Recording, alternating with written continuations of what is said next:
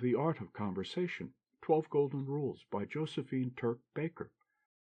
Golden Rule number 5. Do not do all the talking. Give your tired listener a chance. You haven't asked me about my golden discovery. Oh dear, is there still another rule to learn? You know we have already had 4. No, this isn't a rule. I've about come to the conclusion that people are charming in proportion as they can rise above the commonplace. Of course, they must observe all our golden rules, but this observance alone will not make them interesting in conversation. Last night, for example, I never was so greatly bored as when talking with a young lady to whom I had been recently introduced. She was so well bred that she observed all the golden rules from A to Z, and yet she was tiresome beyond endurance, simply because she hadn't a soul. She was a Philistine of the deepest dye. I must say that I am so conventional, in a way, that I eschew bohemianism, but an out-and-out Philistine. Give me a bohemian every time. Then I suppose that golden rule number 5 would be, acquire a soul, and assume one if you have it not. I suppose it is innate, one's soul, which to me stands for one's love of the beautiful, for the ideal. You see, whatever you speak about, you lift out of the commonplace. Life seems quite worth the while when I'm with you. All the inspiring things, books, music, painting, take on a new meaning when we talk about them. Last evening my newly made acquaintance and I discussed these subjects, but they did not interest me. Julia Marlowe, whom she had just seen, was merely a pretty woman who dressed perfectly. The latest book was something that bored, but that had to be read because everybody else was reading it. Music was an unknown quantity. What shall we do with Philistines like this? Leave them to their idols. They will not be alone, for there are many to keep them company. The trouble with many persons is that they do not cultivate an admiration for the beautiful. Beautiful pictures, exquisite music, delightful books. They live in a world of materialism. Handsome houses, exquisite paintings, well-filled libraries are to them mere possessions, valuable because they are the embodied insignia of wealth.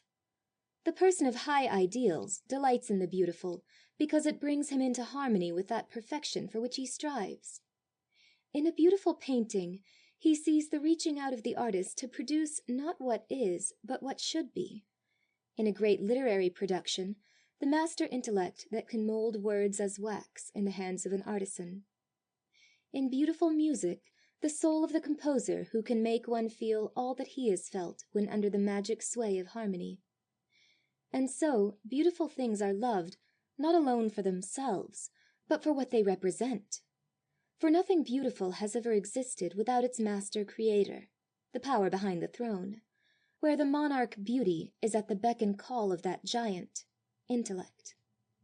Then, if we are to belong to the class who love the beautiful or what it represents, we are to cultivate our souls, that part of us which brings us in rapport with the divine in the universe.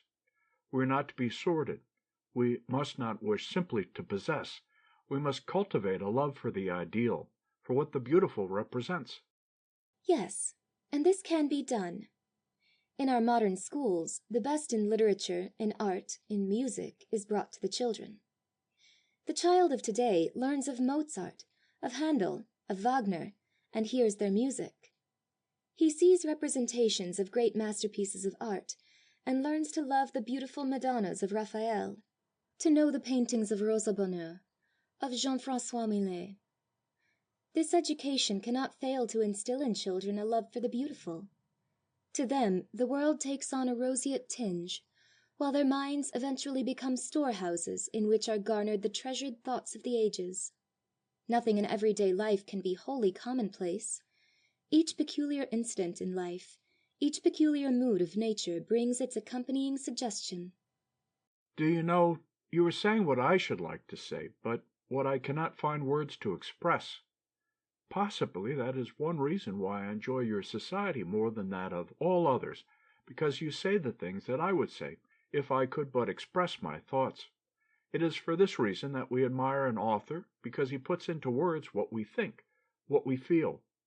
I think we should add golden rule number 5 to our list, namely, Do not do all the talking.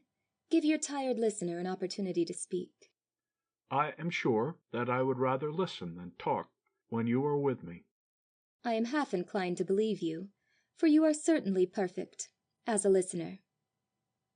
End of section 5.